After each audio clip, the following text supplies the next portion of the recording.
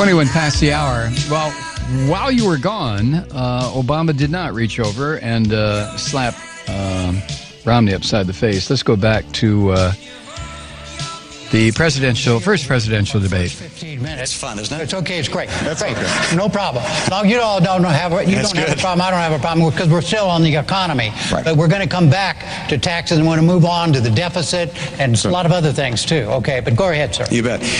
Well, Mr. President, you're absolutely right, which is that with regards to 97% of the businesses are not taxed at the 35% tax rate. They're taxed at a lower rate. But those businesses that are in the last 3% of businesses happen to employ half of all the people who work in small business. Those are the businesses that employ 1/4 of all the workers in America. And your plan is to take their tax rate from 35% to 40%. Now, and I talked to a guy who has a very small business. He's in the electronics business in St. Louis. He has 4 employees. He said he and his son calculated how much they pay in taxes. Federal income tax, federal payroll tax, state income tax, state sales tax, state property tax, gasoline tax. It added up to well over 50% of what they earned. And your plan is to take the tax rate on successful small businesses from 35% to 40%. The National Federation of Independent Businesses has said that will cost 700,000 jobs. I don't want to cost jobs. My priority is jobs. And so what I do is I bring down the tax rates, lower deductions and exemptions. The same idea behind Bowles-Simpson, by the way. Get the rates down, lower deductions and exemptions to create more jobs, because there's nothing better for getting us to a balanced budget than having more people working, earning more money, paying more taxes. That's by far the most effective and efficient way to get this budget balanced. Jim, you may want to move on to another topic, but I would just say this to the American people. If you believe that we can cut taxes by $5 trillion and add $2 trillion in additional spending that the military is not asking for, $7 trillion, just to give you a sense, over 10 years, that's more than our entire defense budget. And you think that by closing loopholes and deductions for the well-to-do, somehow you will not end up picking up the tab, then Governor Romney's plan may work for you. But I think math, common sense, and our history shows us that's not a recipe for job growth. Look, we've tried this. We've tried both approaches. The approach that Governor Romney's talking about is the same sales pitch that was made in 2001 and 2003. And we ended up with the slowest job growth in 50 years. We ended up moving from surplus. Did Romney just say he wants working people to pay more taxes? I think he did. Yeah, well. Bill Clinton tried the approach that I'm talking about. We created 23 million new jobs. We went from deficit to surplus, and businesses did very well. So in some ways, we've got some data on which approach is more likely to create jobs and opportunity for Americans.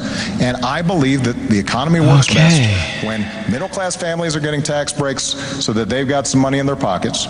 And those of us who have done extraordinarily well because of this magnificent country that we live in, that we can afford to do a little bit more to make sure we're not blowing up the deficit. Jim, the president began this segment, so I think I get the last word. So I'm You're going to get the first word in the next segment. Well, but he gets the first word of that segment. Yeah, see, that's a billionaire for you. He'll set the goddamn rules. Hey, I'll set the rules. Screw you, Jim. No. I'm not in favor of a $5 trillion tax cut. Jesus That's not my plan. Christ. My plan is not to put in place any tax cut that will add to the deficit. That's point one. So you may keep referring to it as a $5 trillion tax cut, but that's not my plan. Yes, it is. Number two. Yes, it let's is. look at history. My plan is not like anything that's been tried before. My plan is to bring down rates, but also bring down deductions and exemptions and credits at the same time, so the revenue stays in, but that we bring down rates together. I don't know how much more of this I can take, Kathy. I really don't. I mean, there's suffering in this country. Another hour. This is the most important thing in the world. It's absolutely extraordinary. 23 million people out of work. But Romney's just going to keep talking these goddamn lies. I mean, everybody has proved that his tax cut idea is $5 trillion. It's going to blow everything to... Oh, Jesus. Slower than last year, and last year slower than the year before. You know, Romney's flag on his lapel is bigger than Obama's. And there's a little tiny... All right, what is that in the middle of the flag? Is that a four-leaf clover? I think it's a swastika. No, it's a hammer and sickle. And specifically on what to do about the federal deficit, the federal debt. And don't do anything about it, Jim. Just forget about it. Governor Romney, you go first because... Is this Saturday Night Live? Segment 1. Yeah. And the question is this. What are the differences between the two of you as to how you would go about... Well, I'm Caucasian. He's not. Right? Go ahead, Romney. Say it. I'm glad you raised that. And it's a critical issue. I think it's not just an economic issue. Oh.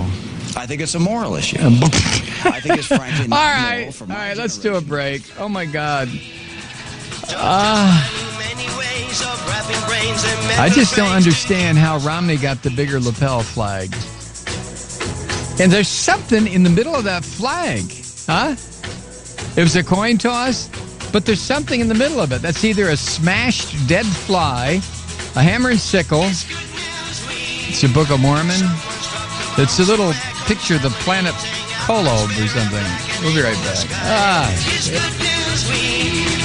Someone's found a way to give the rotting dead a will to live, go on and never die. Have you heard the news? What did it say? Who's won that race? What's the weather like today? What's the weather like today? It's Good News Week. Family strength and need